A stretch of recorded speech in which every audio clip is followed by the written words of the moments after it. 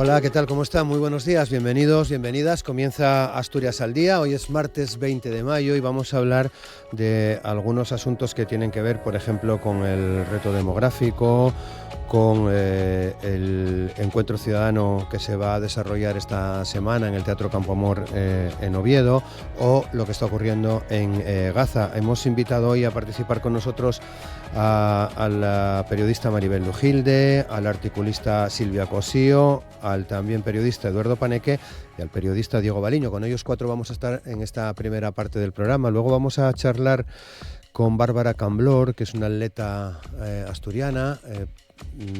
Acaba de regresar de China, donde el equipo femenino español consiguió el oro en 4x400 de relevos y la plata en 4x100 también en relevos. El equipo femenino, Bárbara era suplente, estaba en el banquillo, digamos, en esta prueba en China, y la hemos invitado para charlar con ella y conocer cómo fue esa experiencia en estos campeonatos del mundo y lo que le queda por delante en esta temporada. Y luego vamos a cerrar el programa charlando también con otra mujer. En este caso hemos invitado a compartir espacio con nosotros a Julia Sariego, que es una cantante gijonesa que está presentando ya canciones de lo que es su último disco. El single que vamos a presentar, la canción que vamos a presentar, se titula La Cara B. Es una cantante, un trabajo muy interesante el que hace Julia Sariego.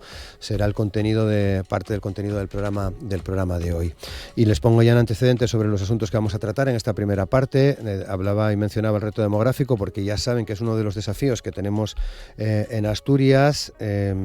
Tenemos una de las tasas de natalidad más bajas de España, un envejecimiento de la población acelerado. Según datos del INE, en 2024 nacieron 4.550 bebés en Asturias, cifra muy lejana de las 13.137 defunciones registradas. Les digo esto porque también hace unos días conocíamos otros datos que apuntan a que la población del Principado de Asturias aumentó en el primer trimestre del año en 809 habitantes respecto al cierre del pasado año, lo que equivale a un repunte del 0,08%, hasta situarse en 1.014.921 personas, alejándonos de esa barrera psicológica de la que hablábamos no hace mucho tiempo, que significaba bajar del 1.000.000 de habitantes en Asturias. Será el primer asunto sobre el que vamos a pedir reflexiones a nuestras invitadas e invitados para luego poner el foco en este encuentro ciudadano, sexto encuentro ciudadano en el Teatro Campo Amor, que organiza la Fundación Libertad y Desarrollo, que preside el empresario guatemalteco de origen asturiano, en concreto de la cuenca del Nalón, de Campiellos, en Sobrescobio. Se llama Dionisio Gutiérrez, lo recordarán porque estuvo con nosotros la pasada semana también en el programa.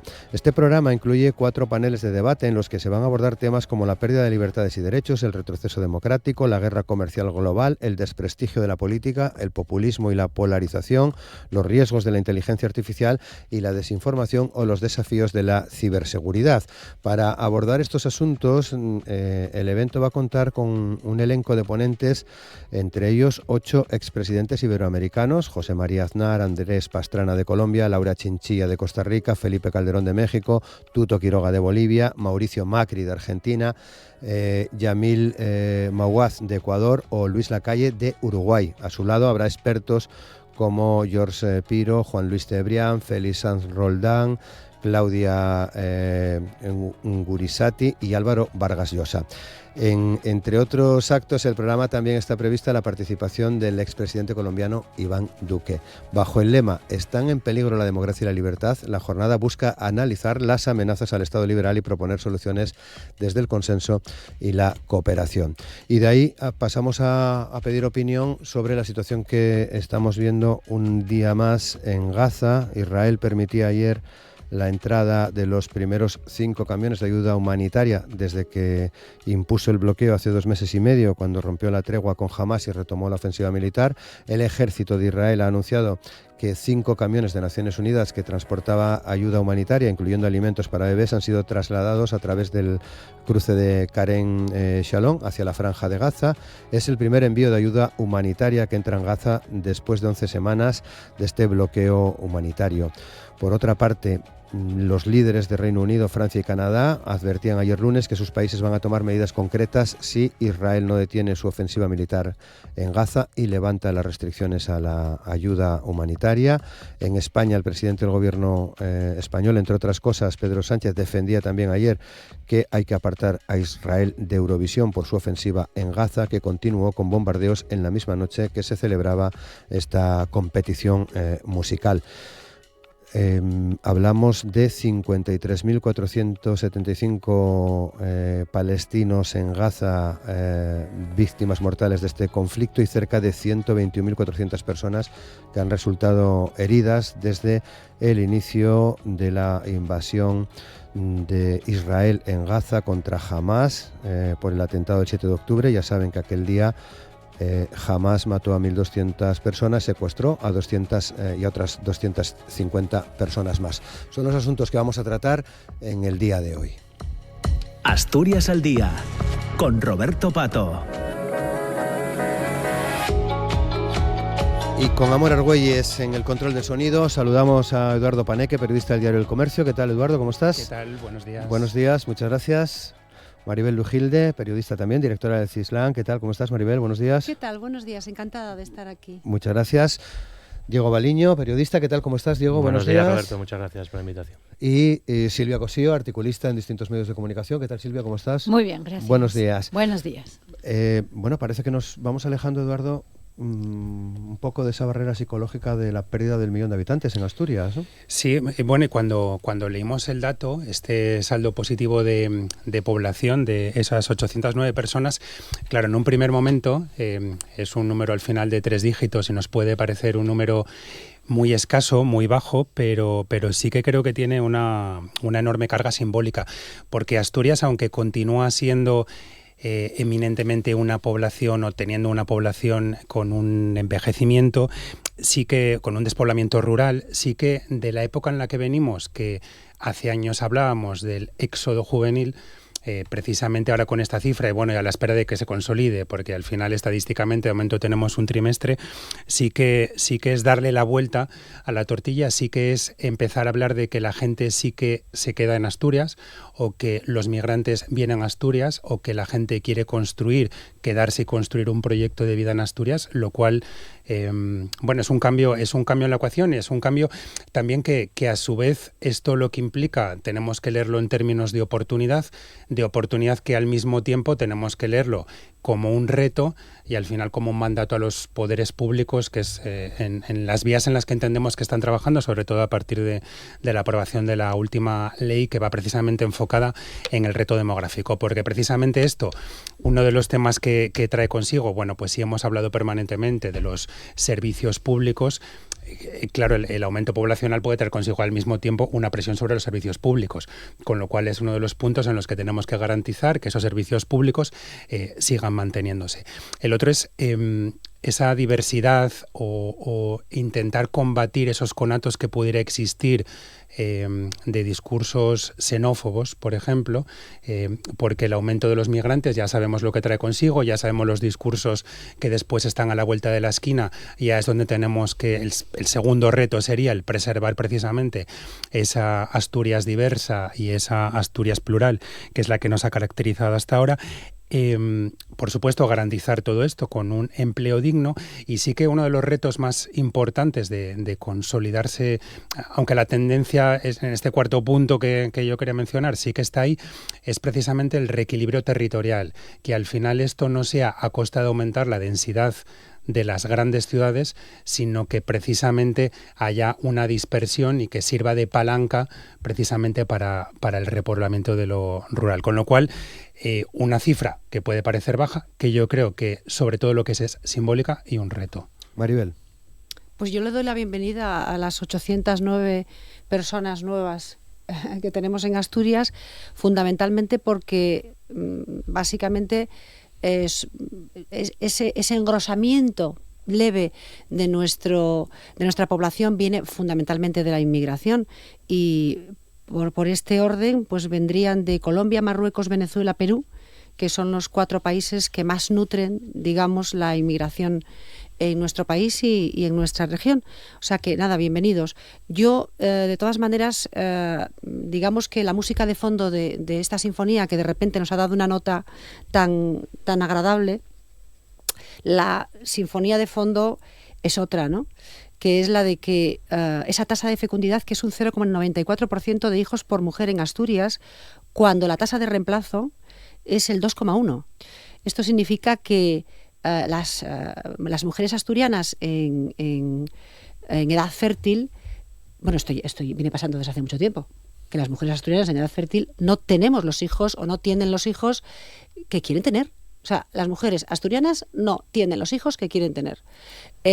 No que puedan, sino que quieren tener. Porque no tienen las posibilidades de tenerlos cuando podrían tenerlos. Cuando las mujeres encuentran un espacio que les permita tener un hijo, tienen dificultades para tenerlos, porque la edad fértil de las mujeres tiene un tiempo. Entonces, esto es lo que realmente en la sinfonía de fondo, esto es lo que realmente está pasando, que realmente esa tasa de reposición, que suena un poco así, o sea, esto de decir que las mujeres tienen que generar una tasa de reposición, pero lo dramático es el hecho de que, y las mujeres lo sabemos, hay otra mujer en la mesa que lo podrá corroborar, o sea, es decir, hace mucho tiempo que está pasando esto. Y esto hay que arreglarlo. Hay que arreglar el hecho de que las mujeres asturianas no tenemos los hijos que queremos y el hecho de que efectivamente nos estamos nutriendo de personas que vienen de fuera, bravo, estupendo, pero esto no arregla el problema de fondo, porque la población asturiana se sigue envejeciendo.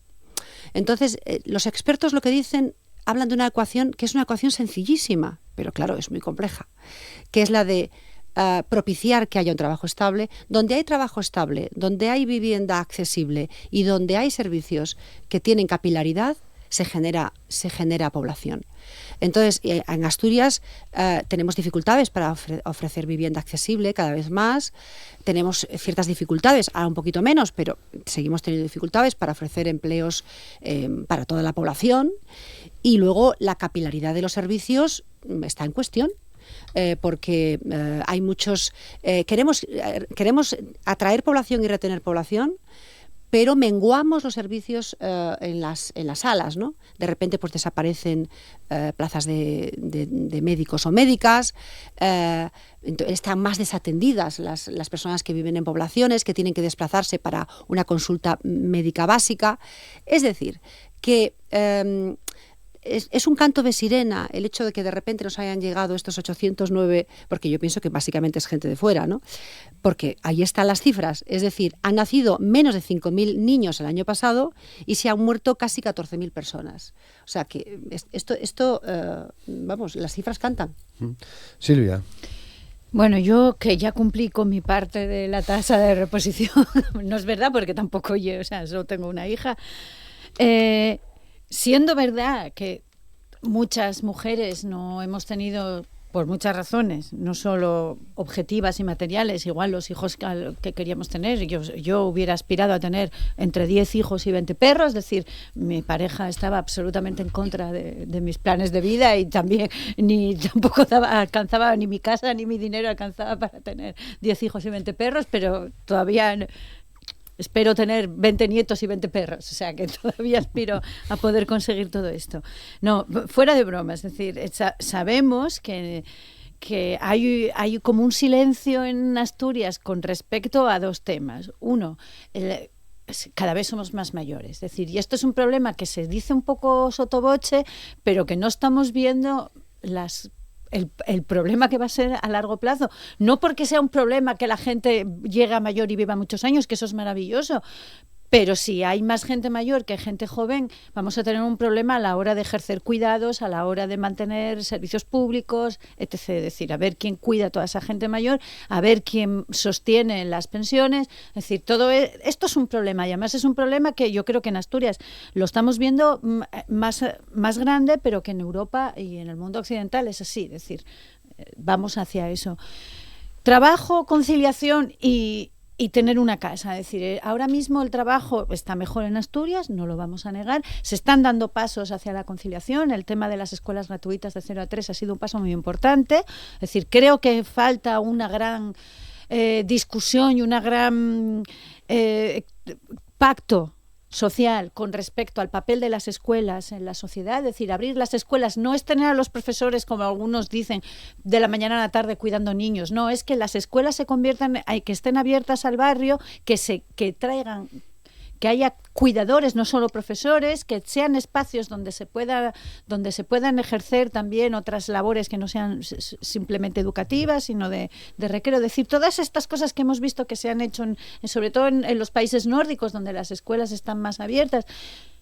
Pero tenemos un problema muy grande, que es el de la vivienda. Es decir, es que no tenemos viviendas. Es decir, el tema de los pisos turísticos, el precio de las viviendas. Es decir, en Sisión ahora mismo una vivienda cuesta 300.000 euros. 300.000 euros. Es que es una barbaridad. Una vivienda media, 300.000 euros. Que eso implica que tienes que tener por lo menos 60.000 euros para poder dar una entrada. Es decir, ¿quién tiene 60.000 euros? ¿Qué gente de 20 años que está trabajando probablemente en un supermercado ganando el salario mínimo se puede permitir pagar? O un alquiler. La mayoría de los pisos del alquiler además han salido de los alquileres normales para alquileres de verano, con lo cual nadie te quiere alquilar un piso todo el año. Es decir, estos son problemas. Son problemas, es decir, si tú no tienes una casa no puedes tener un proyecto de vida, no puedes tener, ¿dónde los crías? En la habitación con tus padres, volvemos a convivir con nuestros padres como en los años 60 y 50, es inviable. Es decir, somos una generación que hemos conocido una serie de vida y decir, no nos vamos a meter en casa de nuestros padres a criar a nuestros hijos. Pero aparte de todo eso, tenemos que empezar a aceptar que hay una generación más joven que la mía que no tiene como proyecto de vida el tener hijos. Por muchas razones. Es que está muy estudiado y los sociólogos lo estudian y la gente joven te lo verbaliza. Es decir, no tienen como proyecto de vida, por lo menos a corto y a medio plazo, el tener hijos. Y tenemos que aceptar esta parte también. Es decir, tú no puedes obligar a la gente a tener hijos, tú no puedes obligar a las mujeres a tener hijos. Esto no es el cuento de la doncella. Es decir, en Japón quieren cobrar un impuesto a la gente que no tiene hijos para fomentar la natalidad. No lo van a conseguir. Si tú no quieres tener hijos vas a pagar impuestos. O sea, que no te pueden obligar.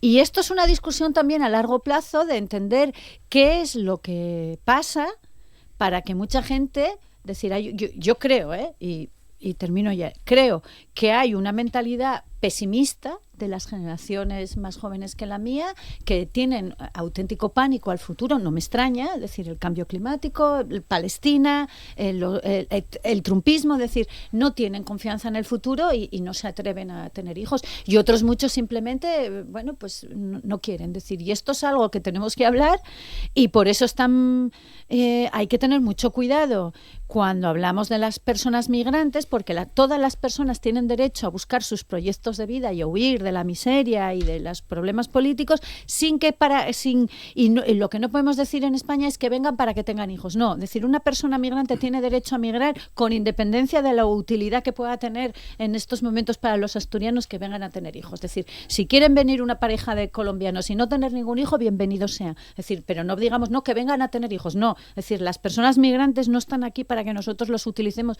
y paguen nuestros, por favor. O sea, decir que a mí esto es una cosa que me molesta mucho porque me parece súper racista y además me parece que es deshumanizar a las personas migrantes. Una persona migrante se juega la vida, se desarraiga, viene muchas veces a un país donde sabe que va a ser tratado mal por razones racistas, va a recibir discursos de odio y encima tiene que sernos útil, tiene que servir para pagar nuestras pensiones y tener nuestros hijos que nosotros no tenemos.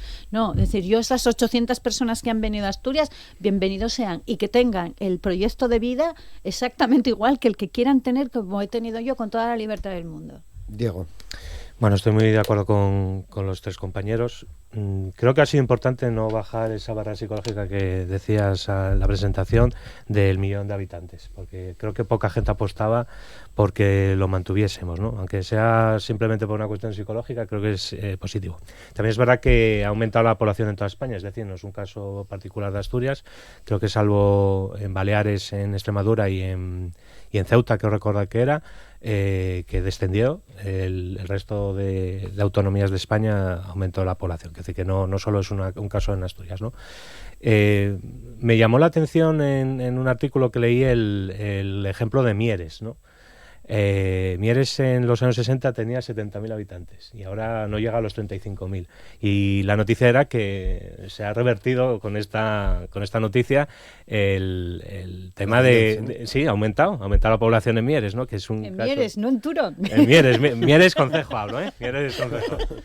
Y me llamó la atención bastante el ejemplo de Mieres, un poco por lo que decía Eduardo también, ¿no? De que también, claro, cada vez más se despueblan las zonas rurales, ¿no? Y las ciudades se han convertido en fábricas, las tenemos que ver así ahora, es donde se crea empleo y donde la gente va a hacer pues todo, a estudiar, a comprar, en fin, a hacer la vida diaria. Es mucho más habitual hacerla en las ciudades que en la zona rural ahora mismo, ¿no?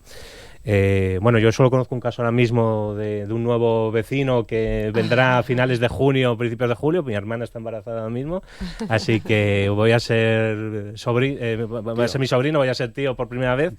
Y habrá que celebrarlo por todo lo alto. Y luego, por contar una anécdota personal, yo cuando estuve viviendo en Alemania, me acuerdo en la academia, bueno, éramos todos extranjeros, ¿no? Estábamos estudiando alemán.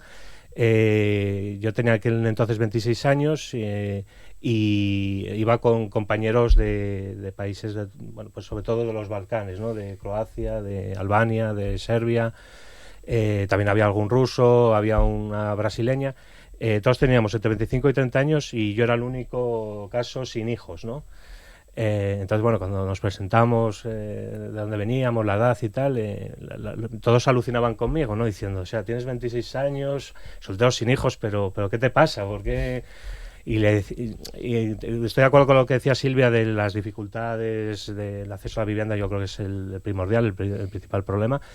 Pero también creo que en aquel ejemplo vi un choque cultural. Es decir, no creo que tengamos una peor situación que los croatas, que los serbios, que además en los años 90 estuvieron en un conflicto bélico tremendo, y se destruyeron sus países, y en cambio pues había casos de 2 y 3 hijos por familia.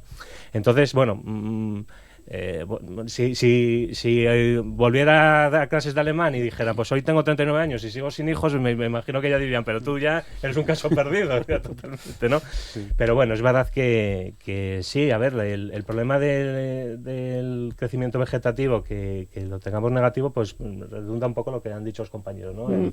Cómo mantenemos las pensiones. Yo, si me permites, sí, claro. Es que estás diciendo lo de Alemania y me ha venido a la mente.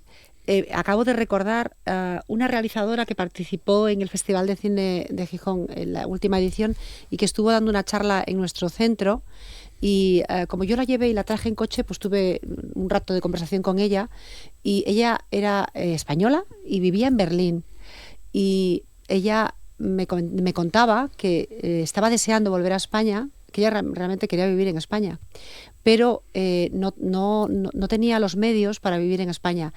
En Berlín ella daba clase en una escuela de cine, y con su sueldo, que era un sueldo modesto, le permitía vivir, porque el Ayuntamiento de Berlín le daba una especie de beca que le permitía tener un apartamento pues casi muy céntrico en la ciudad.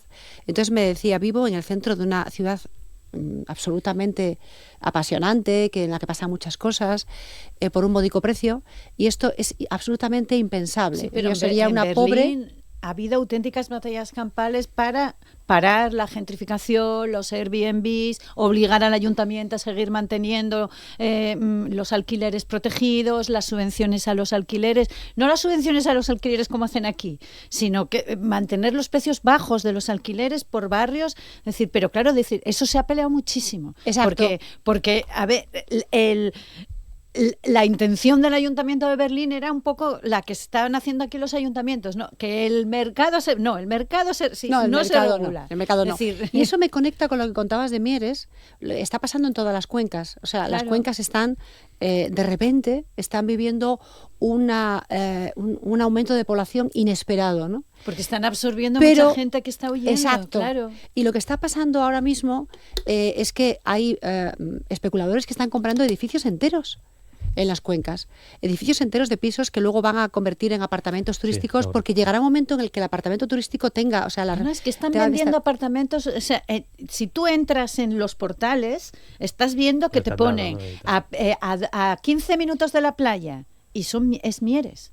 O sea, apartamento turístico a 15 minutos de la playa. Por eso también, y es Mieres. Claro, por eso antes también, y cuando en el principio, ¿no? Lo que abordábamos era la importancia del reequilibrio territorial, de que esa condensación en la zona central, inmediatamente podemos pensar en Gijón, Oviedo, Avilés, ¿no? Fundamentalmente también es Siero, son las cuencas, mientras que, y esto enlaza con lo otro que hemos hablado, con esa financiación, necesidad de garantizar unos servicios públicos de calidad, precisamente para que no todo se concentre en el centro, sino que el centro sea una palanca hacia las alas.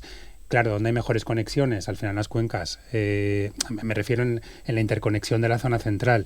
Tenemos que fijarnos, si queremos seguir trabajando, consolidando la tendencia, haciendo que sea Gijón una región atractiva para venir y para quedarse y para establecer un proyecto de vida, hace falta esa garantía, lo cual nos llevaría después al debate de la financiación autonómica, etcétera, etcétera. Pero ojo, pero la aquí hay vivienda dos es verdad cosas, que es un decir, pilar hay básico. una de las salas nuestras también está hiperturistificada, es muy difícil vivir allí todo el año, es decir, los precios son los que son.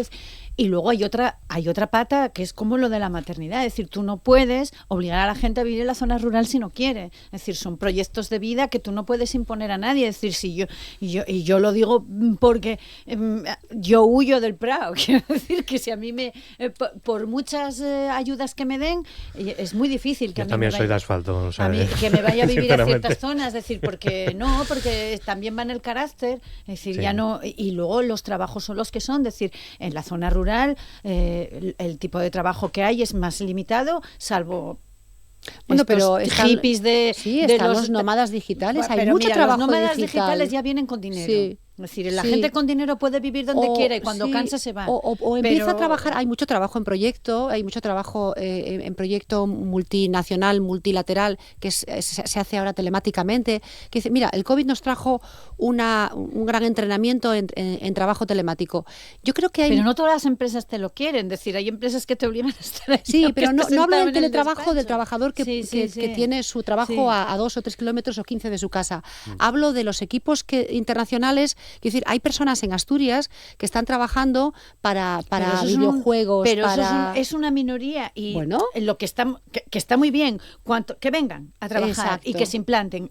Pero si eso implica que de repente se van a poner a comprar edificios enteros para luego convertirlo todo en turismo pero rural, Asturias pues entonces... convertida en un polo de innovación donde se apueste por el I+D, donde haya empresas que al final es una atracción de talento. Sí. En algunos casos del propio éxodo juvenil de los años 2000 o 90 que vuelva. Sí. Más otro que no se vaya. Hay personas en su madurez que quieren volver y hay personas jóvenes que están dispuestas a irse. Yo fui en mi caso, mi pareja y yo fuimos de los del éxodo juvenil, es decir, nos fuimos y volvimos, estamos aquí. Es decir, yo los años que estuve fuera fui muy feliz, pero mi proyecto de vida estaba en Asturias por muchas razones y tuvimos muchísima suerte, pero es verdad que de mi generación y sobre todo de mi curso no solo en el instituto, sino de la Facultad de Filosofía, somos muy pocos los que estamos aquí. Es decir, la gente, una vez que sales fuera, empiezas a conocer a otra gente, conoces pareja, arraigas, es decir, es muy difícil volver. Voy a decirle a Diego, cuando vuelvas a Alemania, yo creo que el sobrino igual te sirve, pues, si no puedes presumir de hijos, pues... Si no, de hijos de momento no puedo presumir, ¿no? Si haces uno por inteligencia artificial en el teléfono y lo enseñas. Me compro un muñeco, sí. Mira, aquí yo Muy bien. Bueno, avanzamos un poco más en los asuntos que traemos al programa de hoy. Hay una convocatoria, 6º Encuentro Ciudadano en el Teatro Campo Amor, que organiza la Fundación Libertad y Desarrollo, que preside el empresario guatemalteco de origen asturiano, Dionisio Gutiérrez, el próximo jueves, día 22, con la presencia de 8 expresidentes iberoamericanos y también una serie de paneles con expertos en relación a asuntos que están muy sobre la mesa y que en alguna que otra ocasión aquí hemos tratado, ¿no? Entonces quería aprovechar esa pregunta que se va a hacer en este encuentro ciudadano. ¿Están en peligro la democracia y la libertad, Maribel? Ay, empiezo yo. Sí. Madre mía. Tengo que coger yo el guante. Tengo que reconocer que yo no conocía esta organización, y cuando nos propusiste el tema para hoy, digo, bueno, voy a investigar, a ver quiénes son estas personas, ¿no? Me parece muy bien que organicen reuniones, convenciones para debatir, para conversar. Necesitamos conversar y escucharnos. Yo, sinceramente, si me preguntas si está en peligro la democracia y la libertad, voy a decir que no. Voy a decir que no. Aunque me sale el primer impulso de decir que sí, que estoy muy preocupada, que creo que, porque me lo has oído decir más veces, que sí, que estoy preocupada, que estamos todos preocupados, vamos. Pero me sale decir que no, porque como estamos todos en esta ola de preguntarnos qué está pasando, hacia dónde vamos, hacia dónde nos está llevando este mundo, este cambio, pues yo creo que al final he llegado a la conclusión de que las democracias existentes desde hace cierto tiempo nunca han dejado de ser democracias. Entonces quiero pensar que allí donde la democracia se consolida, de alguna manera sobrevive. Esta es la parte buena. La otra parte es a lo que estamos asistiendo, ¿no?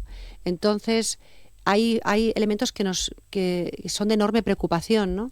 Y las estadísticas, que a mí me parecen que es donde tenemos que ir, a la fuente clara, nos están diciendo por dónde va el pensamiento, ¿no? Y por dónde va el comportamiento de las personas, ¿no? Y realmente pues es preocupante. No solamente es preocupante lo que está pasando en el mundo, porque, fíjate, el otro día se presentaba un programa, la Consejería de Educación presentaba un programa de tutoría entre iguales para pues promover la mediación, evitar el acoso, los conflictos en los colegios y en los centros educativos, no solamente en los colegios, en los institutos, en los centros de formación profesional. Y sin embargo, los niños y niñas del mundo que quizás se encuentren en su centro educativo con un mediador, que es un chico o una chica 2 años mayor que él, que le va a acompañar, que va a intentar dialogar por él en caso de que tenga un conflicto, sin embargo, el mundo que ve fuera es un mundo de matonismo, es un mundo donde gana el más fuerte. Lo vamos a ver después con el tema de Gaza, ¿no? Entonces, realmente hay un mensaje contradictorio que estamos lanzándole a las generaciones más jóvenes. Y de ahí viene el hecho de que las estadísticas nos dicen que sobre todo los chicos, también las chicas, pero fundamentalmente los chicos más jóvenes, de 30 años hacia abajo, de 28 hacia abajo, digamos que coquetean con la idea de que quizás una dictadura no esté mal. Un poco de mano dura, ¿no? Yo hace poco todavía con una persona joven que está a mi alrededor, tengo la suerte de estar rodeada de personas jóvenes, tenía un debate sobre esto, ¿no? Porque defendía el hecho de que existan cárceles como las que existen en El Salvador, donde prácticamente se mete a la gente sin preguntarle, o sea, solamente por limpiar las calles, ¿no? Y claro, es una forma rápida de quitar de en medio los problemas, evidentemente. Si a las personas que roban le cortan las manos, no va a haber nadie que robe en tu país. Pero claro, no es la manera de hacerlo. Entonces, esto de la mano dura que limpia las cosas, ¿no? Esto de que las dictaduras, quizás con todo esto que estamos oyendo, porque los mensajes ahora llegan segmentados, porque ahora, muchas veces lo hemos hablado aquí, ya no nos informamos por los medios de comunicación profesionales, que tienen un código ético, sino que cualquier cosa que nos llega al móvil nos la creemos. Esto es claro que pone en peligro las democracias y la libertad. Es más, nos hace utilizar la palabra libertad de una manera espúrea. Diego. A mí me da mucha pena que se utilicen palabras como democracia y libertad para un evento como este, la verdad. Lo tengo que decir así porque son 2 palabras muy bonitas y hermosas y se prostituyen de tal manera que me da muchísima rabia. Me recuerda a un profesor que tenía en la facultad de Historia del Periodismo Español que nos ponía un texto y había que adivinar en 500 años que era la asignatura, a qué época correspondía y y de quién era, ¿no? Y claro, igual iba a pillar el profesor, obviamente. Y como no. Y entonces te ponía pues cosas como, pues si era un texto del siglo XIX, que hubo no sé cuántas leyes de prensa distintas para ir cercenando la libertad de prensa y promover la censura, te parecía que era un texto de alguien que podía ser más progresista que un absolutista, ¿no? Pero pues era el absolutista. Era como si estás escuchando o estás leyendo un texto sin saber de quién es, de libertad y democracia, y de repente dices tú, bueno, pues igual es Nelson Mandela, y descubres que es de Isabel Díaz Ayuso, ¿no? Dices tú, a veces desgraciadamente las palabras se pervierten, ¿no? Luego, yo es que este tipo de... Aunque estoy de acuerdo que tiene que debatirse de todo, lo que no estoy tan de acuerdo son con los llamados think tank estos. Lo que llaman ahora los laboratorios, ¿no?, de ideas. Yo creo que los pensamientos no tienen que partir de este tipo de cosas, de este tipo de eventos, ¿no? Me parece que los progresos que ha experimentado la humanidad no han sido precisamente por este tipo de plataformas, por llamarlo de alguna manera. Están en su derecho de estar en Oviedo el jueves y de decir lo que piensen, pues estamos en una democracia, y en las democracias tienes que escuchar de todo y aceptar de todo, siempre que, bueno, por supuesto hay que poner los límites, pero si está dentro de las normas, pues no tengo nada que decir, ¿no? Bueno, a ver qué pase el jueves rápido y punto.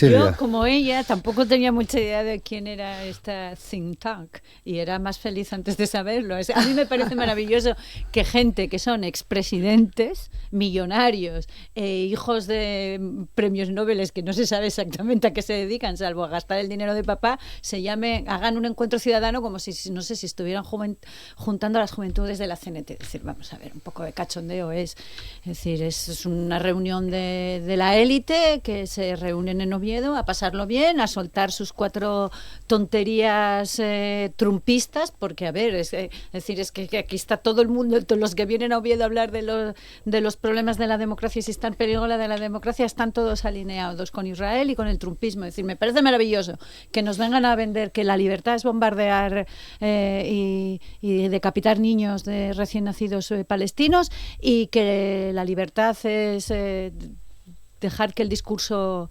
racista campe libremente por las redes sociales. Es decir, es que, o sea, viene el lobo a contarnos que las ovejas están en peligro. Claro que están en peligro, las están poniendo ellos en peligro. Es decir, estas cosas que hace a veces los alcaldes estos de derechas, que se traen a sus amigos y estarán comiendo cochinillo 3 días, bueno, pues como que pase pronto. El tema de la democracia y el problema de la reacción y de la ola reaccionaria es mucho más importante que lo que nos vengan a contar estas señoras y señores de la élite con sus trajes caros y sus mechas. La mayoría son señores. Por eso, es que además es que no falla, es decir, la mayoría son señores, vienen con sus trajes hechos a medida. Es que no son fantásticos todos, además ahora como llevan esos trajes estrechitos para marcar barriga, porque ellos creen que marcan pectoral, pero mira, hemos visto a Pedro Pascal paseándose en camiseta sin mangas por Cannes. No viene Oviedo.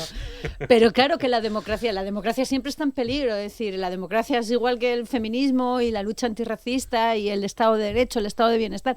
Siempre están en peligro, es decir, porque en el fondo son sistemas que ponen contra las cuerdas lo que muchas de estas élites desean, que es ganar mucho dinero, hacer lo que ellos quieren y no tener límites. Sí, está en peligro, la están poniendo ellos en peligro. Eduardo. Claro, ante la pregunta de democracia y libertad, pues un poco lo que comentabais, ¿no? Cuando uno ve el listado de ponentes, tampoco engaña a nadie, con lo cual también, si partimos de una pregunta elaborada, ya partiendo de un presupuesto ideológico, con unos ponentes todos que responden a un mismo presupuesto ideológico, podemos ya decir cuáles van a ser las conclusiones.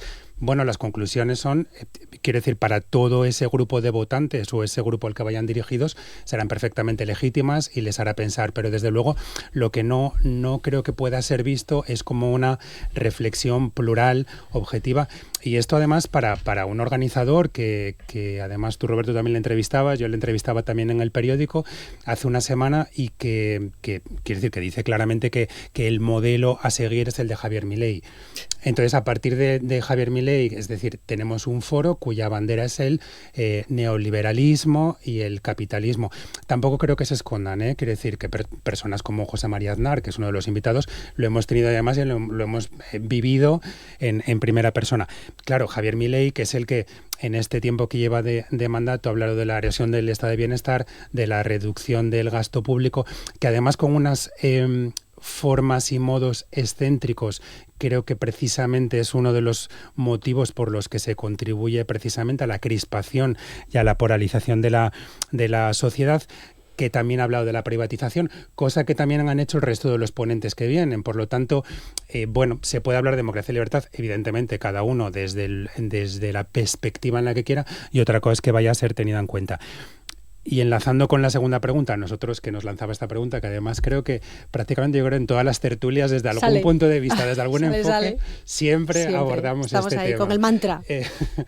Y yo sí que creo que está en peligro, a diferencia de lo que decía Maribel, precisamente también por otro argumento, por las conclusiones que además leíamos en los últimos CIS, o también en el barómetro de UNICEF que ayer se presentaba en la Junta, que también nos tiene que hacer pensar, ¿no? Sobre todo porque, para hablar de si la democracia está en peligro, bueno, la democracia se pone en peligro pues porque haya un aumento creciente de las desigualdades, porque haya una erosión, volviendo a lo mismo que hablarán estos exmandatarios en el foro, porque haya una erosión del estado de bienestar, y también porque haya un auge de la extrema derecha. Y que haya un auge de la extrema derecha, hasta ahora lo que estamos viendo es que ya hemos convertido ese auge de la extrema derecha en un intentar parar la bola de partido. Esto es lo que hemos vivido el pasado domingo, donde finalmente, sin ninguna de las elecciones que había, que eran las de Portugal, las de Polonia y las de Rumanía, en ninguna finalmente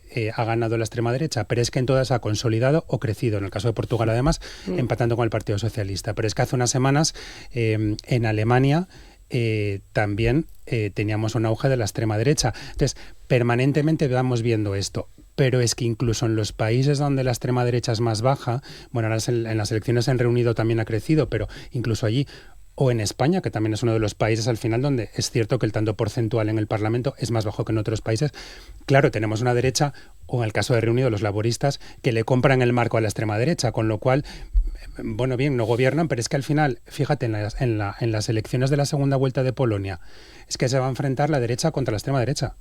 Es que la izquierda ni siquiera está, creo que uno de los grandes retos es presentar un modelo unido, es hacer frente no con esa atomización, que además es lo que hemos hablado en otras tertulias, donde en Francia se consiguió más o menos, pero al final estamos viendo que ese auge es así, que el auge en el Parlamento Europeo es así, con lo cual, y esto lleva otra vez a la pregunta, y con esto con lo que hablábamos del CIS. Claro, es que después esto, aunque se traduce en que tenemos jóvenes que en el CIS dicen que no les importaría vivir bajo un régimen autoritario en momentos excepcionales. Por lo tanto, ¿la democracia está en peligro? Sí, yo creo que está en peligro, claro que sí. ¿Puedo decir una cosa de Pedro Pascal? Sí, claro. Ay, por favor. Sí, es que como lo has citado, digo, voy a engancharlo. ¿Tiene relación con que es actor, ¿no? Que es actor. De verdad, claro, no sabes quién es. Y tiene relación con esto que estamos hablando, ¿eh? Yo os invito... ¿no? ¿Ah, sí? Hace rodando. Estuvo ¿no? rodando los Cuatro Fantásticos. Lo sabe todo ella. Sí, no, Pedro, es como ya es de mi casa, ya es de mi No, en el Foro Ciudadano. Os invito a que veáis. Pedro es para todas. Sí, es un regalo que nos ha hecho el mundo. Y para todos. Es un regalo. Sí, este muchacho está en Cannes. Ay, sí. Y el otro día, yo os invito a que veáis el vídeo. Hay en una rueda de prensa, hay un periodista que le pregunta por lo que está pasando en Estados Unidos, por la deportación de inmigrantes, y él lo pasa fatal durante un minuto porque quiere rebotar la pregunta y no quiere meterse en un jardín, y él mismo lo dice: es que estoy tan nervioso que me he olvidado hasta de exactamente a qué estoy contestando, ¿no? Y luego ya al final se lanza y dice, bueno, a ver, es que esto hay que pararlo, en fin, y es el titular que sale en la prensa después. Sacan el titular como si él, de primeras, al ser preguntado, se lanzara a decir esto es imperdonable y tenemos que parar a esta gente. No fue así.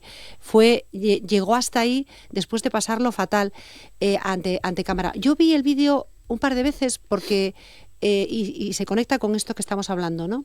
De repente personas que en un foro son invitadas a hablar de democracia, de libertad, falta una reacción porque hay un enorme miedo. Hay un enorme miedo a la muerte civil, a la muerte profesional, hasta a la muerte física, pero vamos, a la muerte civil y profesional hay un enorme pánico. Y entonces, salvo De Niro, Springsteen, que el otro día en un concierto, bueno, le cayó un chorreo de Trump, en fin, o sea, quiero decir, personas consagradas que ya no tienen miedo a nada, pues claro, las personas que están en mitad de su carrera están absolutamente aterrorizadas. Es verdad que hay plataformas de intelectuales donde están firmando pues Almodóvar, que están claramente manifestándose en contra de lo que está pasando en Estados Unidos y lo que está pasando en el mundo, pero hay un enorme pánico y el pánico es un aliado contra la democracia. Claro, es que cuando hablamos de si la democracia está en peligro, no necesariamente tenemos que... hay una erosión paulatina de la democracia tal y como la entendemos o nos gustaría entenderla.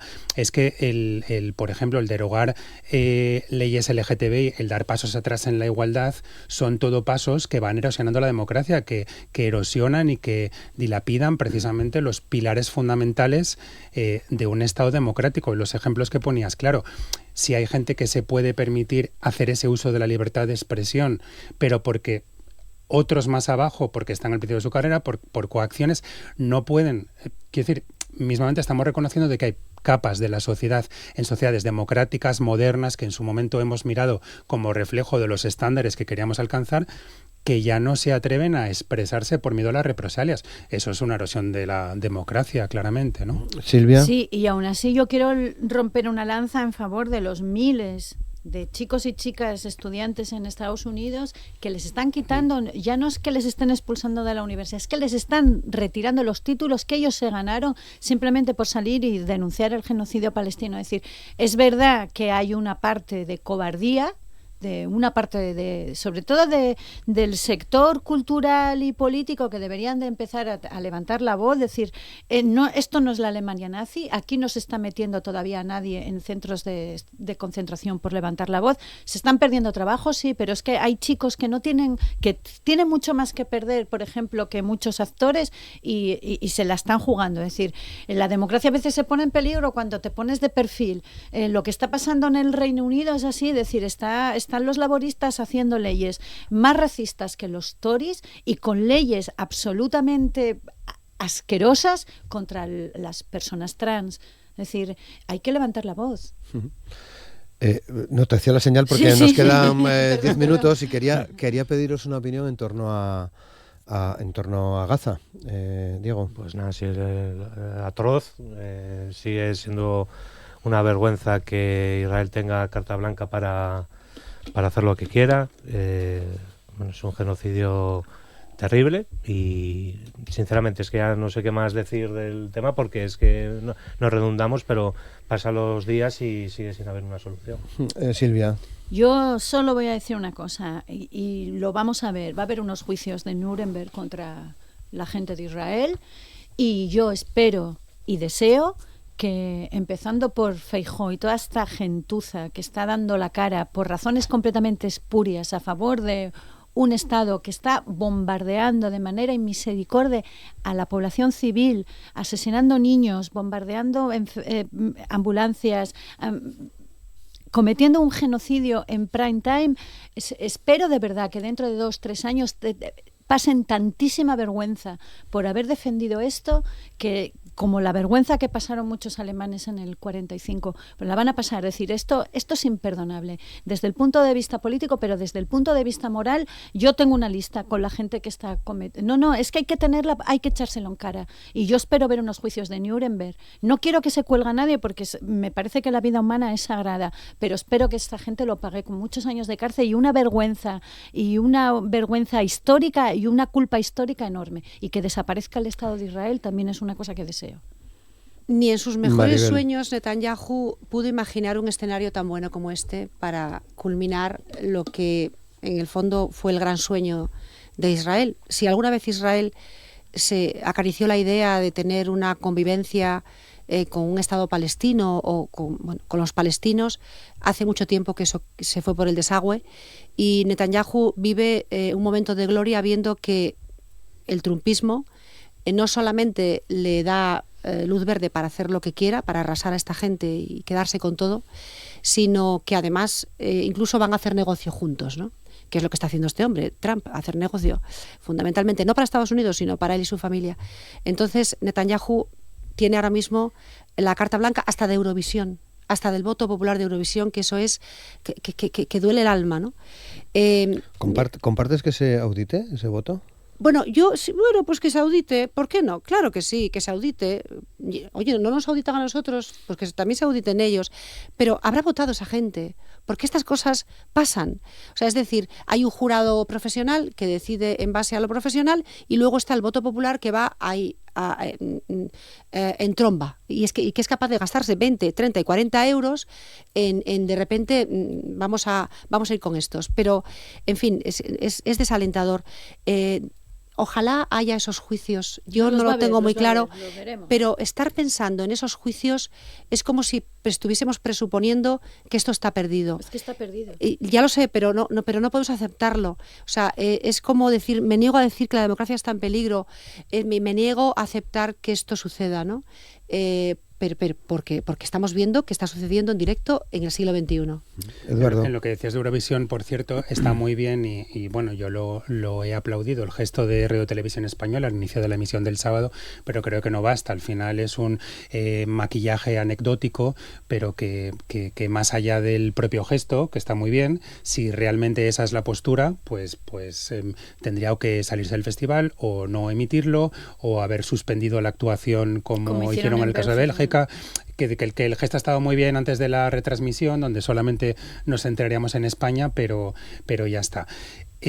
Porque es verdad que al final, tristemente creo que en muchos casos, porque son imágenes que llevamos viviendo y viendo en los telediarios décadas de matanzas, el punto en el que se ha llegado a estar ya prácticamente nuestro ojo en muchos casos en el telediario inmunizado, inoculado a que estamos viendo una salvajada que si lo viéramos en nuestro edificio, en nuestras calles, o sea, es que es un genocidio, es que es gente a la que le asesinan, gente que no tiene civiles. Hogar. Ayer las imágenes eran brutales, de gente sin hogar, de gente que tiene que irse de sus propias casas, y todo dentro de una estrategia israelí de ocupación. Dicen que para garantizar su propia seguridad, cuando llevan décadas machacando a un pueblo. En este contexto, y esto enlazando con lo primero, bueno, creo que la comunidad internacional, más allá de las palabras, que está muy bien, en algún momento, y no nos cansaremos de exigirlo, tiene que pasar a la acción, porque es que esto no se sostiene, la verdad. Bien, llegamos al final. Veremos cómo van las cosas y seguro que tenemos ocasión de volver a charlar sobre ellas. Silvia Cosío, muchas gracias. Palestina libre siempre. Diego Baliño, muchas gracias. Gracias a ti, Robert. Maribel Lujilde, muchas gracias. Un placer, como siempre. Y Eduardo Paneque, muchas gracias. Gracias, un placer.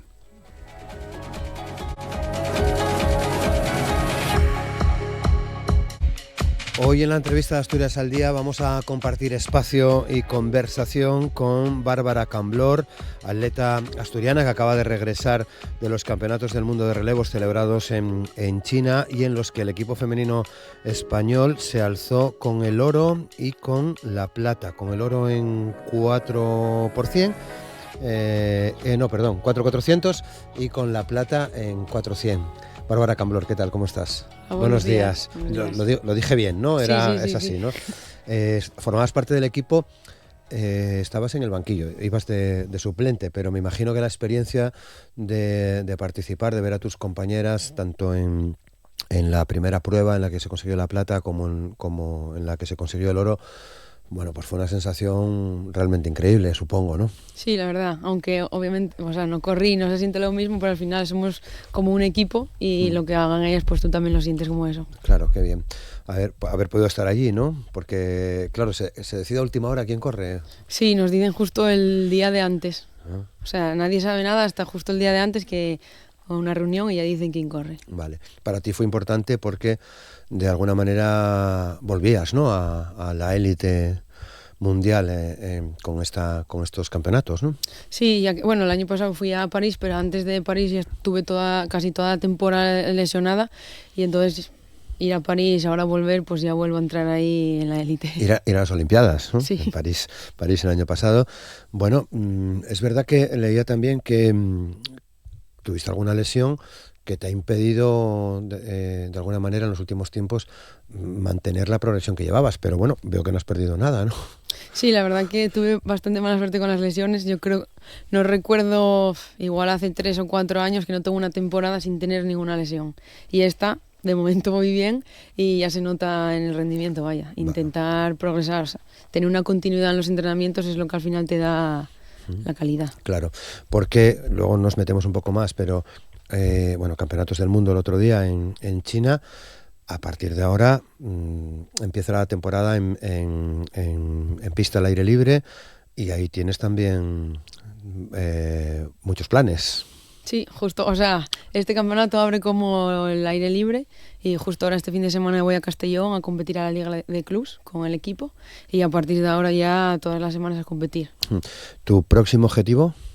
Pues eso, o sea, bueno, el fin de semana, ¿vas partido a partido? Sí, poco a poco viendo cómo vamos, entrenamiento y de momento el fin de semana a ver cómo asimilamos el viaje porque fue un viaje largo, volver a entrenar y demás también cuesta, por eso vamos poco a poco. O sea que volviste de China y prácticamente nada, al día siguiente ya a entrenar, entrenas en Las Mestas, si no me equivoco, aquí en Gijón, ¿no? Sí.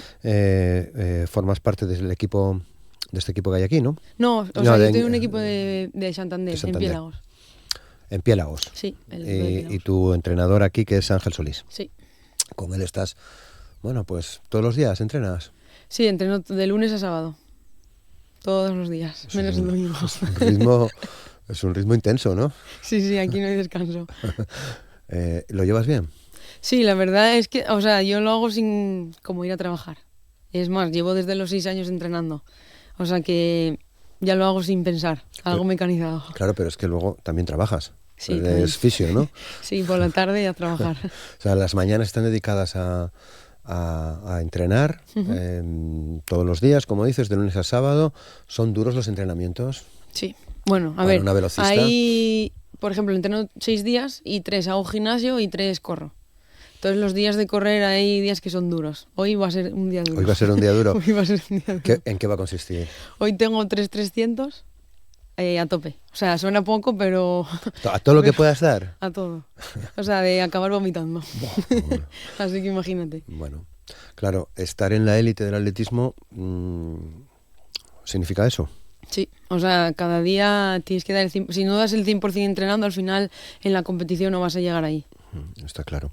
Es tan difícil, bueno, es tan difícil, no, para mí ya imposible, porque, claro, tus marcas están por debajo de los 55 segundos, ¿no? Bueno, o sea, el año pasado hice la mejor marca. Que eran 52. 2.88. Es complicado bajar esa marca. Sí. A ver, espero este año bajar. Esperas bajarla, sí. ¿No? Estás trabajando para ello. Sí. Pero si bajar nada es muy complicado. Claro, ¿y la competencia?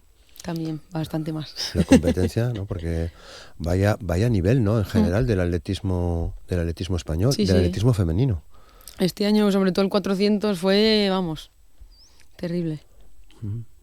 ¿Por qué están pasando estas cosas con el atletismo femenino? Yo, o sea, creo que, aparte de que se juntaron, cuando hay gente muy buena, pues al final te va llevando a correr más, a esforzarte más. Entonces, que se juntó un grupo muy bueno y también tenemos más, o sea, la federación en sí, por ejemplo, con los relevos, también nos hace concentraciones para que podamos entrenar juntas y todo. Entonces yo creo que fue un poco de todo. Claro. Bueno, es un grupo que, ¿cuántas estabais? 20, más o menos. Sí, bueno, en total. Solo, ¿no? Del 400 fuimos 8. 8. Bueno, pues eso significa que, claro, que apoya a la federación. Creo que hay algún programa especial para las velocistas. Sí, hay un programa especial de relevos. De relevos, ¿no? Digo, que nos llevan a concentraciones y demás. Qué bien. Concentraciones que consisten en entrenar En entrenar sí. más, O sea, ¿no? solo nos concentran para entrenar, nada más. Bueno. Pero bueno, sí que entrenar juntas también te vale, Claro. por lo que te digo. Al final, si no das el 100% en los entrenamientos, en la carrera no vas a poder tampoco dar el 100%. Claro. Bueno, llevas desde los 6 años, Bárbara. Sí, casi nada. Casi nada, toda la vida. Sí. Toda la vida corriendo, haciendo deporte, eres de Blimea. Ujú. Empezaste en el club de atletismo. En el cole. En el en el cole, cole. ya en el cole, Sí, antes, ¿no? empecé, claro. Con ¿Que ibas 6 a- años empecé en el cole. Que ibas al parque, ¿eh? Sí, al parque. Colegio público. Y a correr ya te gustaba. Sí, bueno, primero ya yo jugaba fútbol. Primero Es verdad que he empecé- visto alguna foto tuya. Sí, primero Sí. empecé a jugar al fútbol y después, como al año siguiente así, ya empecé a correr. Claro, que serías la única Sí, que jugaba al fútbol, ¿no? sí, la única. En aquel que estamos hablando de la entrada de los 2000, ¿no? Sí, en el 2000, pero soy del 94. 94, Así que... claro.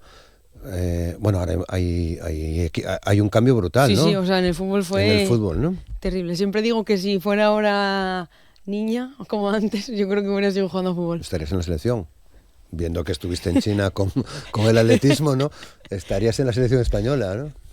Puede ser, De pero fútbol. bueno, Bueno. nunca lo sabremos. ¿Te sigue gustando el fútbol? Sí, o sea, sí que me gusta mucho. De hecho, siempre me gustó más, obviamente, entrenar atletismo y entrenar fútbol. Siempre me gustaba más jugar a fútbol, pero bueno, al final las circunstancias, pues, Porque es menos duro el entrenamiento. mucho menos. No tiene nada que ver. Incluso en la élite. en la élite, Sí, ¿no? sí, Y- sí, y o que sea, tienen muchísima suerte. entrenan pocos días. Ellos creerán que entrenan mucho, pero... pero comparado con lunes a sábado, que Y además echas- la intensidad de claro, los de entrenamientos. que Al final echa- son deportes que no son comparables. O sea, en el fútbol también entra como esas de calidad y demás. Aquí el 100% es físico. O sea, si no entrenas no hay... Y hay una estrategia porque leía a tus compañeras, las que corrieron y ganaron el oro, de que quería intuir o me daba la sensación de que había una clara estrategia de cómo afrontar esa carrera, ¿no? Sí, a ver, cada carrera obviamente es distinta. A priori, pues la estrategia era, obviamente nadie pensaba que íbamos a ganar, pues si vas el segundo detrás de alguien que te tire toda la carrera es mucho más fácil que tú ir el primero sin ver nada porque corres a ciegas y el que te persigue es mucho más fácil más fácil perseguir que te persigan. Entonces, pues eso, ya se vio la última posta blanca que la adelantaron y fueron facilísima hasta que ya llegó y la adelantó al final, o sea, tenía claro que la iba a adelantar. O sea, que aquí no es la explicación fácil sería, bueno, el que más corre... no, Hay que tener, no, sí, además el 400 difícil, ¿Eh? porque en 10 metros puede ser que no des un paso más, Claro. Ujú. así que Bueno. complicado. Menuda sensación, ¿no? Cuando se gana, ¿no? Sí, la verdad. Y eso que no corría yo, pero me imagino que ella es el triple. ¿Salisteis a la pista? Sí, nada más que eso, cuando llegaron ya fuimos solo que no nos dejaban bajar. Fuimos a buscarles porque, o sea, te meten adentro, les dieron la medalla, después tienen que pasar el doping, entonces estaban dentro, pero las fuimos a buscar allí y la verdad que... Tienen que pasar el doping, o sea, que entrenar de lunes a sábado y después de una carrera... Y cuidadín, sí, ¿no? sí. Porque cuando haces récord de España o algo así, te suelen hacer el doping. Claro, bueno, es normal, ¿no? Sí, Eso sí, es sí.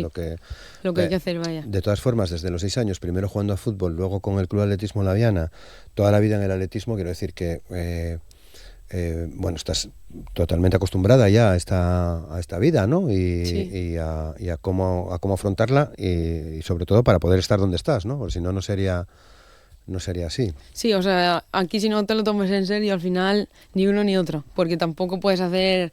O sea, yo soy consciente de lo que tengo que hacer para poder correr. Y no puedo hacer el tonto porque si no, no hay nada. Normal, claro. Es así. Bueno, empezaste en La Viana. No hay pista en La Viana. No. Bueno, ahora hay... Bueno, pero... hay una calle... Sí. O... Bueno, hicieron la pista esta de Sí. 200, Sí. que creo que el año pasado o así. La calle donde Donde Barredos. Donde el velódromo. Sí, ahí. Ahí. ¿Ya la probaste? ¿Eh? Sí, alguna vez por el invierno fui a entrenar, porque en pista cubierta corremos o sea, como la de La Viana, entonces algún día fui a entrenar.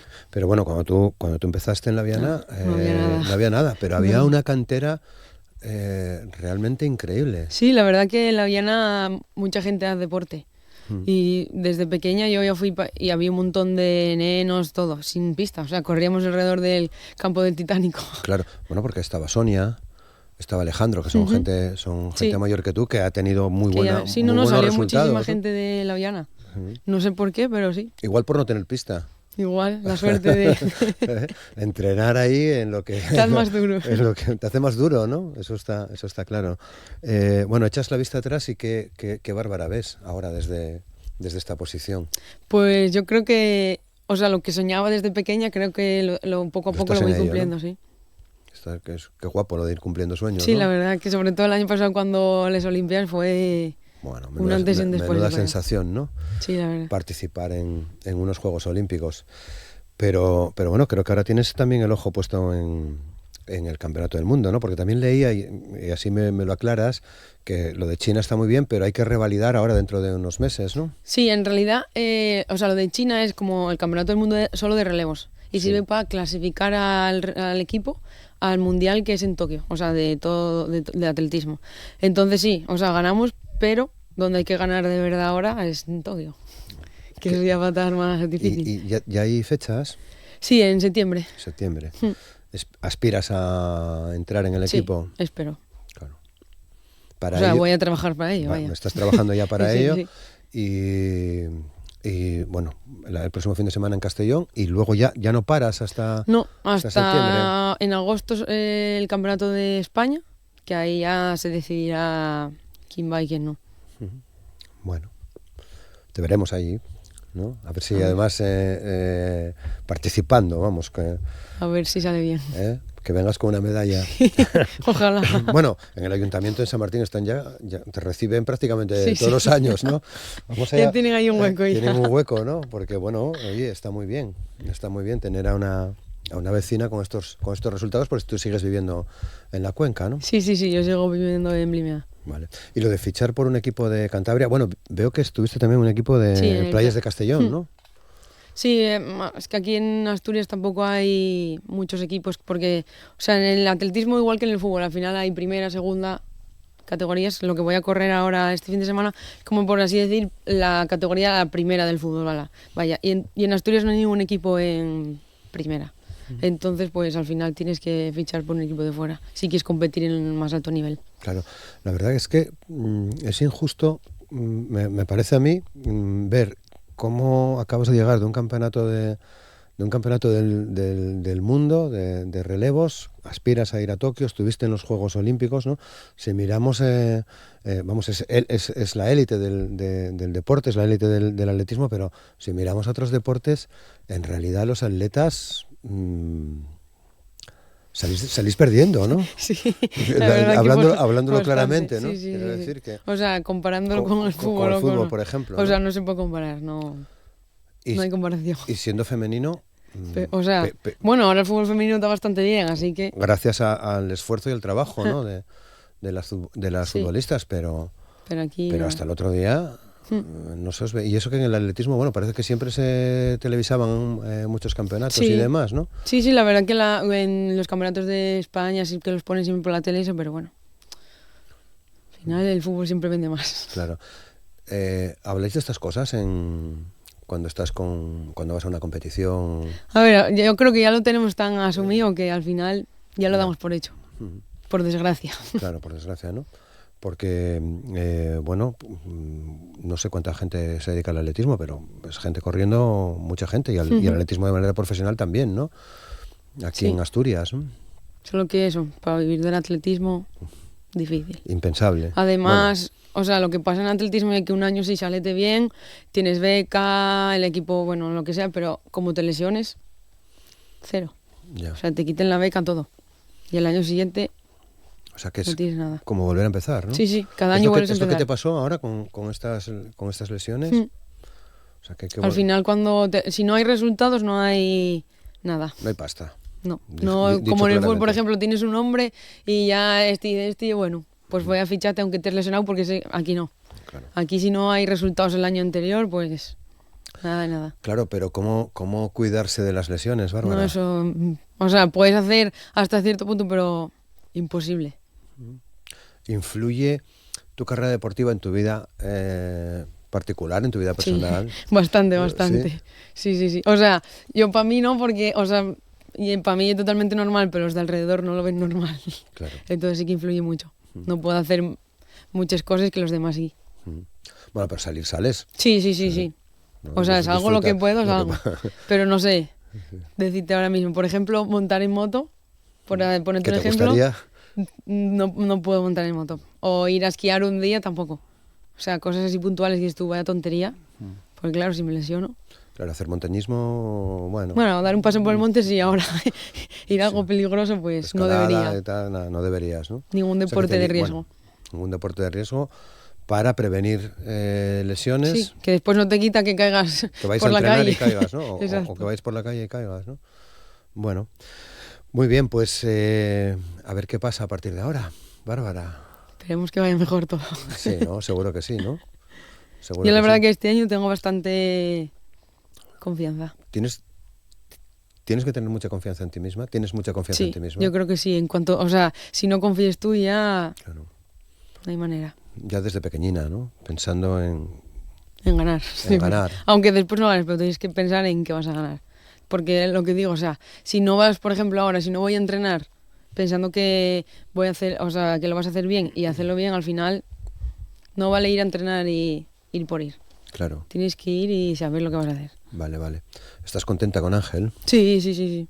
La verdad que muy bien. Hay buena química. Muy bien. Porque, bueno, claro, viendo en función de los objetivos, estos entrenamientos, pues... Sí, o sea, confío plenamente. Si no confío, otra cosa, si no confías en en el él, entrenador, ¿no? al final... Al final es complicado, ¿no? Ujú. Bueno, pues muy bien, Bárbara. A ver qué pasa en Castellón. ¿Dónde se ganan estas carreras? ¿En qué momento se ganan? Yo creo que en los últimos metros. Es que el 400 es bastante difícil. Sí. O sea, y es una prueba de velocidad, pero tienes que aguantar la velocidad todo el tiempo. Durante 400 metros. Es como velocidad pero resistencia a la vez. Y al final puedes ir muy bien y de repente, sin más, pumba, ya no das un paso más. Entonces, los últimos metros son los decisivos. ¿Por qué en qué momento dices, bueno, voy a preparar esta serie de pruebas? Al final yo creo, bueno, de pequeña hacía de todos los niños, o sea... ¿Hiciste maratón también? No, maratón no. No, o sea, a lo largo para mí, ya, desde bien pequeña, que nada, hice algún cross y así, pero Sí. lo largo ya vi yo que no era lo mío. Pero sí que salté a longitud, altura. De hecho, de pequeña lo que me gustaba más era la altura. Al final quedé un poco pequeña, ¿no? Pero la velocidad, y al final vas haciendo un poco de todo y el entrenador va viendo en lo que vas mejor. Y al final, pues empecé por la velocidad. Porque es bueno, empezaste con la velocidad y luego ya centrarse en una prueba. Sí, al final tienes que centrarte en una prueba, sí. A ver, cuando era más pequeña hacía como no había 400 y era 300. Había 300, 600, así un poco entre la velocidad y el medio fondo. Después ya hice 400, algún 800 y ahora estoy en 400 y 200 más bien. Sí. Bueno, tienes trayectoria todavía. Bueno, menos, poco, pero Bueno, algo pero me queda. todavía te quedan algunos años, ¿no? No, además lo que me motiva a seguir es que, o sea, estoy haciendo ahora marca personal. Claro. Así que hasta que vaya mejorando, pues... Bueno, que están en esos 52, 83, decías. 88. 52, 88. Sí. Es una marca, ¿no? Es una marca. ¿Cuál es la mejor? Pues ahora me pillaste. Sí. No sabría Bueno, está por decirte, debajo de pero 52. está en 51 algo. 51 algo. Pues es una barrera tremenda, ¿no? Sí. Bueno, y que lo estés consiguiendo ahora. Bueno, igual también la experiencia. ¿Influye la experiencia a la hora de afrontar una yo creo que una aparte prueba? de la experiencia a la hora de correr, sino en el día a día. Que, o sea, estoy más, ya sabes... o sea, si no Centrada, hago esto, no voy a correr. O sea, de más joven puedes hacer alguna cosa así... Pero bueno, ahora ya creo que los años también te hacen tener esa sensatez, por lo que yo creo que estoy corriendo más ahora. Vale. Muy bien. Hay buen rollo en el equipo. Sí, nos llevamos muy bien. Yo creo que también lo principal para poder correr más, pues al final que te lleves bien. Claro, desde luego. Bueno, ¿con quién viajas el fin de semana a Castellón? No, sola. Va sola. ¿No va nadie más de Asturias? Sí, bueno, va alguna más de Asturias, pero bueno, casi siempre voy sola. Menos a los campeonatos de España y eso.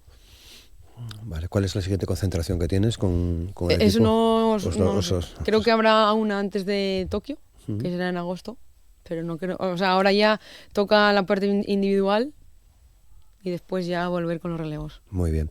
A ver si en septiembre vienes otra vez. Bueno, te invitamos igual, pero si vienes con la medalla, mejor, ¿no? Ojalá, Sobre todo para ojalá. ti, ¿no? Que creo que una carrera como la tuya merece también conseguir esos títulos, ¿no? Y conseguir esas marcas, Bárbara.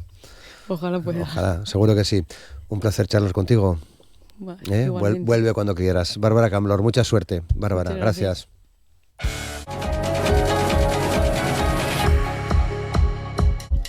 Y hoy cerramos el recorrido de Asturias al Día charlando con la cantante asturiana Julia Sariego. ¿Qué tal, Julia? ¿Cómo estás? Hola, buenos días. ¿Qué tal? Buenos días. Muchas gracias por acercarte a los vosotros. estudios para charlar con nosotros sobre lo que estás haciendo, sobre tu trayectoria musical, que es muy interesante en términos generales. Supongo que estás contenta de cómo están yendo las cosas. Sí, muy contenta, muy contenta. Ahí sacando música y con mucha ilusión. Claro.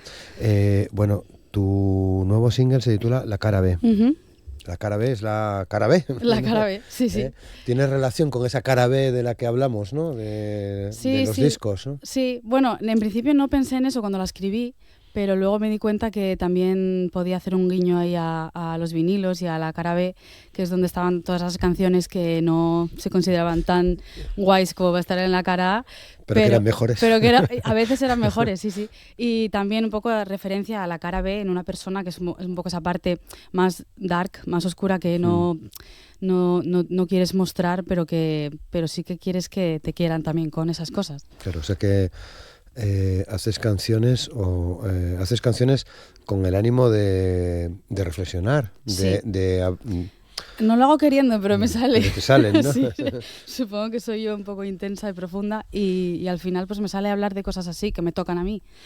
Bien. ¿Ese es el universo que te rodea a la hora de componer? Las cosas que te pasan. Sí, parto siempre de algo que me pasa a mí. Que te motiva a ti, ¿no? Sí. Aunque luego pueda hablar también de otras cosas o que no es totalmente autobiográfico una canción, pero sí que es algo que en algún momento a mí me ha tocado y entonces me apetece hablar de ello. Vale. Bueno, a veces supongo que te darás cuenta que cosas que te pasan a ti le pasan también a otras personas, ¿no? Sí, claro. Más o menos similares. Al final, ¿no? Nos pasa a todos lo mismo. Y se genera ahí, que es lo bueno de la música, yo creo, ¿no? Y de las canciones, ¿no? Sí, claro. Y luego, bueno, tú hablas de una cosa y a lo mejor a otra persona le toca de otra manera o lo entiende de otra manera, pero bueno, al final yo creo que, yo qué sé, son emociones que tenemos y que compartimos todos. Vale, vamos a escuchar La Cara B de Julia Sariego. Hay un aguacero en mí, hay un sinsonte atrapado en esta coraza que me abraza y me asfixia a la vez. Llueve y no sé salir de esta rutina autoimpuesta de quererme solo para mí. Sé que hay un lugar para ti dentro de esta armadura. Sé que la caricia adecuada. Es muy potente. Sí. La Cara B, Julia. Es potente, sí. Es potente. Tengo que decir que es de mis favoritas, ¿eh? ¿Sí?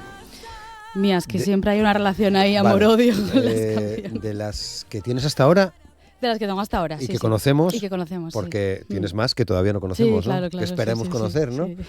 O sea que entra dentro de tu lista de favoritas. Sí, es que bueno, hay veces que ya sabes que con cosas que creas tú, pues es como que obviamente te gustan, pero hay una especie ahí de a veces es como, ay, no la quiero escuchar ahora en este momento. Vale. Y con La Cara B no me pasa tanto, es como que me gusta, es como, la siento muy yo. Vale, bueno, es obra tuya, letra y música. Sí.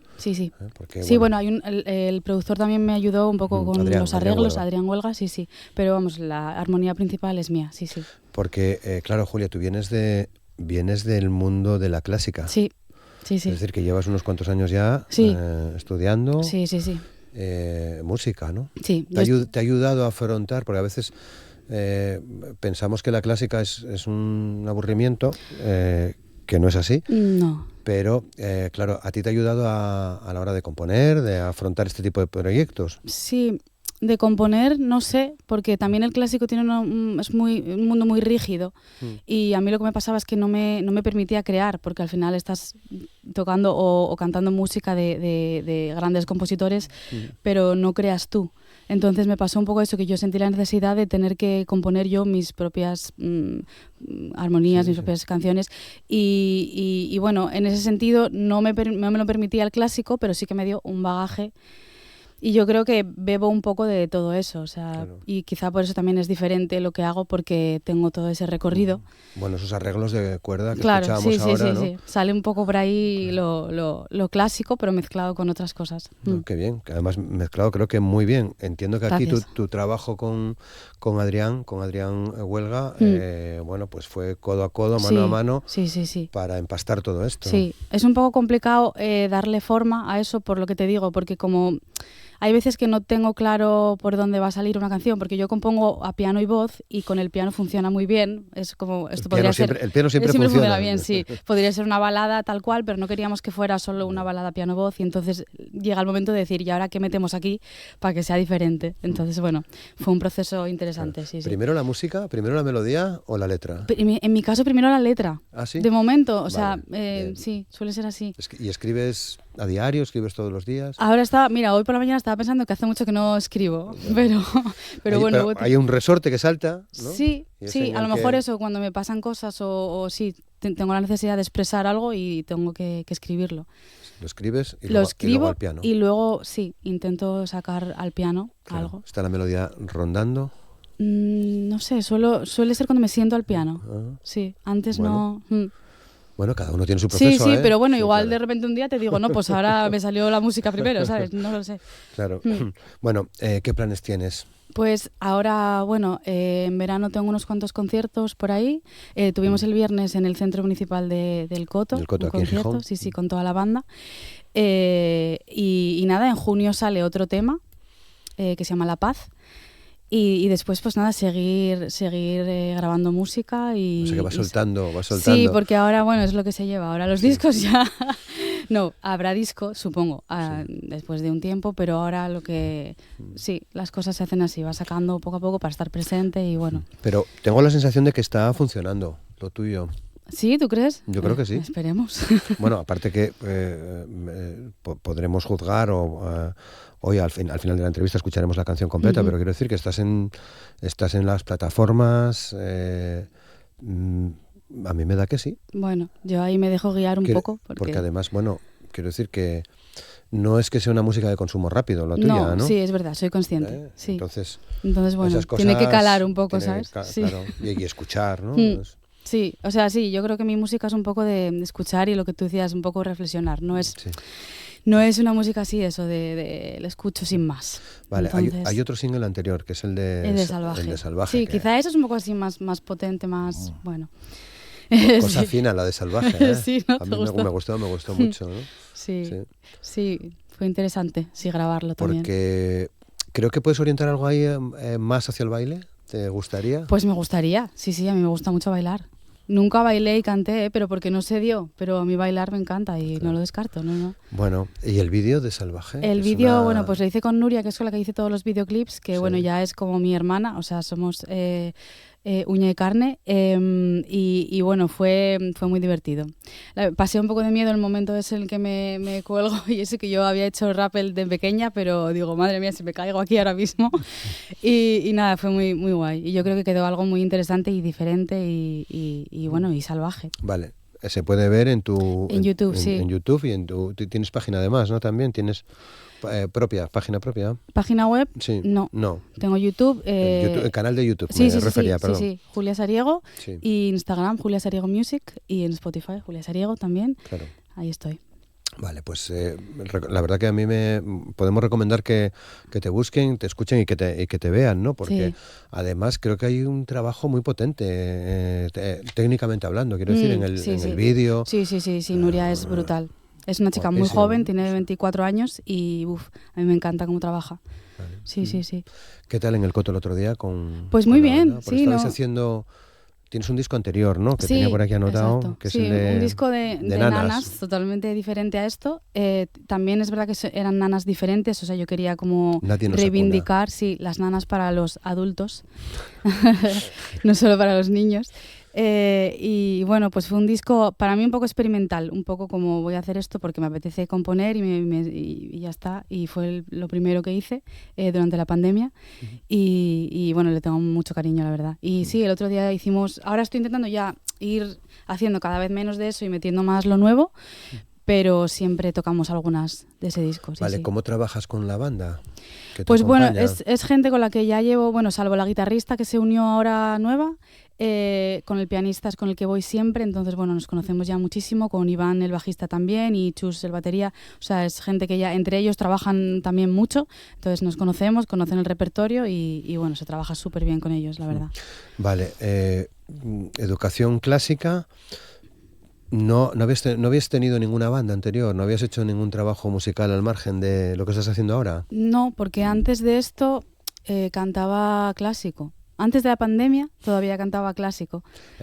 Sí, sí, y era como, bueno, pues normalmente con piano, hombre, con orquesta canté en su momento también, pero vamos, todo clásico. Entonces, de este palo, digamos, sí, fue a partir del disco. Claro. Mm. Qué guapo, ¿no? Sí, Dar sí. ese salto, ¿no? Sí, Abrir sí, otra, fue un salto bueno, total, sí, sí. A ver a dónde nos lleva, ¿no? Sí, De sí, momento. Sí, no, y no quiero volver al otro. No, lo tienes claro, ¿no? Está ahí y ya muy bien lo hecho, tienes pero claro. sí. Bueno, igual eliges la vía más costosa digo, Igual costosa sí. en esfuerzo, ¿no? Ya.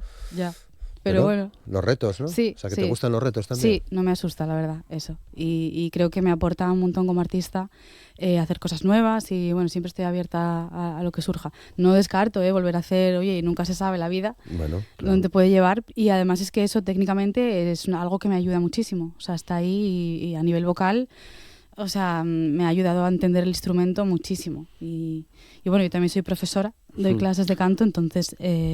vamos, eso. O sea que, bueno, es evidente que te cuidas, que cuidas tu voz, ¿no? Que cuidas Sí.